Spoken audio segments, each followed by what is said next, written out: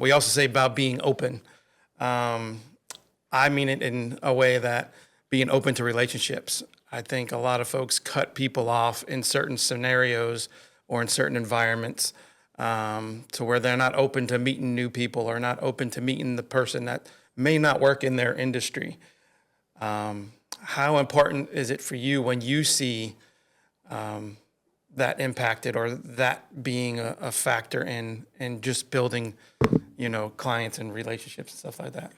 Well, I think when it comes to one's inability or just unwillingness to be open to meeting new people, it really comes down to a couple different things. They don't feel worthy. They're not confident in themselves. They are living in somebody else's shadow. I mean, everybody struggles with this in today's day and age. It seems where like, oh, I'm not doing what that person's doing. I'm like comparison.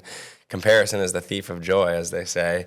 Well, we become guilty of that, and so sometimes the reason why we're unwilling to meet new people is because we don't feel worthy to meet new people. Maybe we're not ready. Maybe we don't really know what we want. We don't know the direction we're going and the path we're taking. So it's like, I don't know what I'm going to say. Like when I meet new people, what am I going to say? I'm not even sure and completely confident about where I'm at right now in my life. So how am I going to go and engage with other people?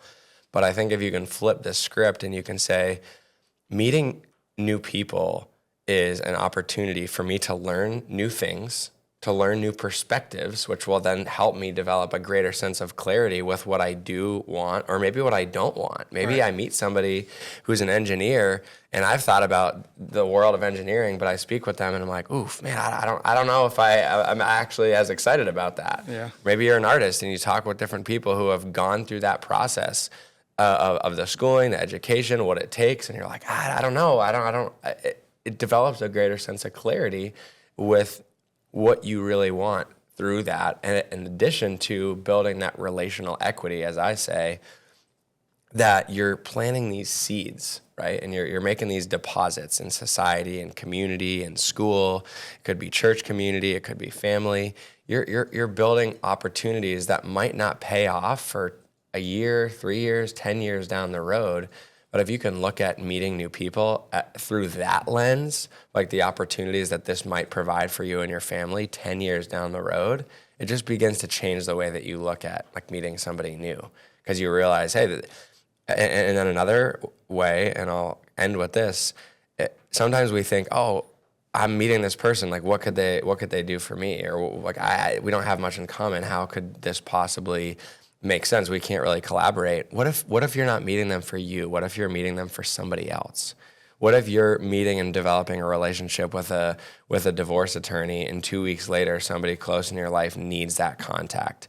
Whatever the case is, maybe you have a close relationship with a plumber and next week somebody you know is in an emergency situation and you can plug in and that contact wasn't for you. It was for somebody else.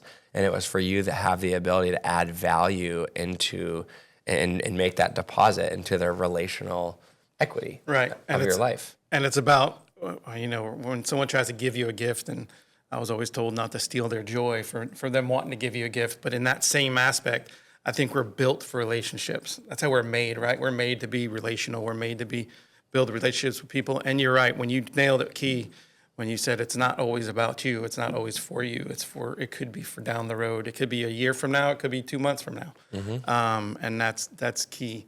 Well, thank you very much. I appreciate it. I know you're a busy guy. Caleb from VIP as well as the Citrus Club, however he goes by the day.